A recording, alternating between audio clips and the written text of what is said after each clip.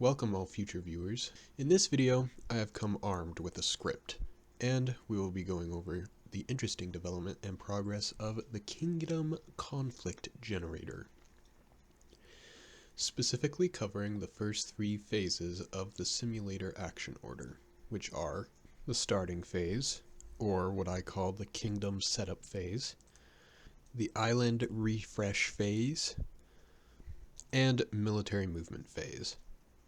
And here is the result of all of my hard work for this week, previewed now.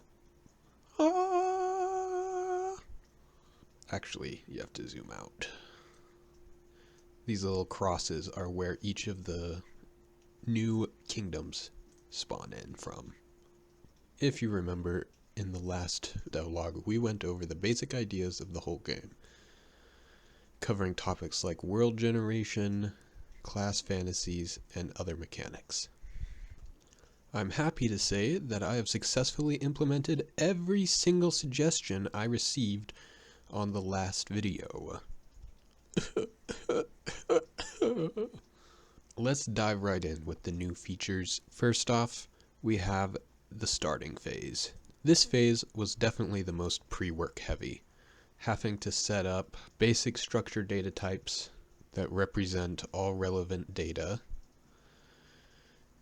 including empire data, which keeps a list of all the controlled islands and oceans for that specific kingdom or empire, island data, which controls military production and is the site for army conflicts, ocean data, which is the site for navy conflicts, and it serves as a natural obstacle when traveling around the map, which determines the strength of an army in future conflicts, and finally navy data, which determines the strength of a navy in future conflicts, and it carries armies around.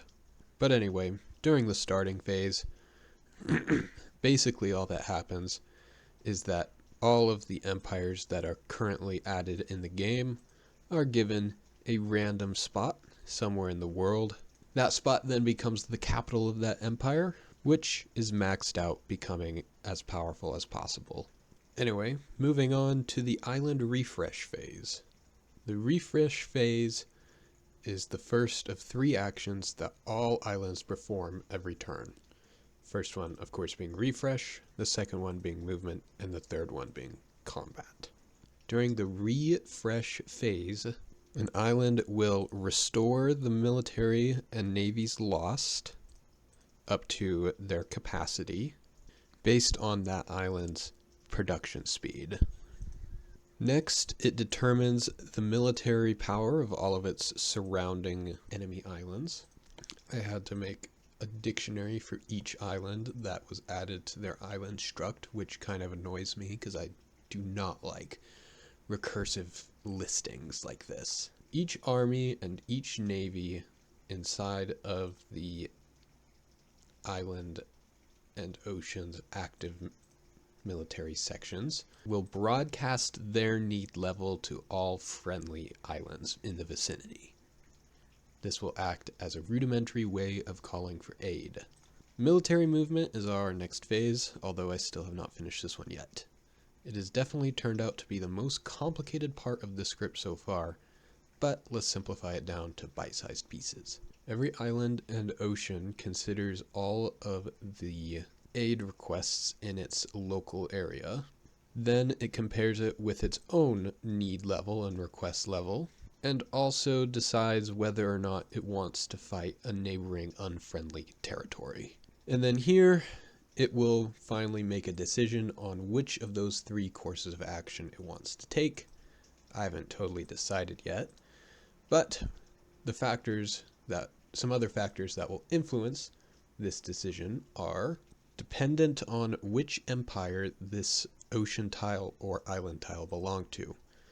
Each of them has a different level of aggression, defensiveness, and prioritizes navy and army conflicts more or less. It should be interesting to see how different empires with different priorities end up faring against each other or in this different world. Will they grow faster? Will they grow slower? It'll be something to see for sure. Future plans should be pretty obvious.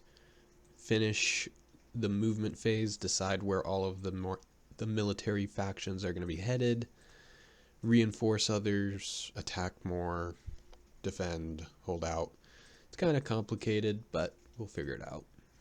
And then finally, combat phase. In this phase, where armies and navies will clash, this will result depending on their level and how many there are, and their color compatibility. This phase will also be where islands are actually taken and ownership changes. Once all of that is finally complete, the war can finally begin. The war on bug fixing. After this, I have no idea if any of this stuff works the way it is right now, so there'll be a lot of testing. And that's a wrap, ladies and gentlemen. If you have any advice or criticism, you can leave it in the comments. You know I read those. And if you want to see more devlogs for the game Abeyance, try subscribing and pressing the like button. All the usual YouTube trash, you know the drill. Also, I do have a Patreon that I never do anything with, but if you somehow have disposable income you feel like throwing into an endless void, consider that option. Goodbye.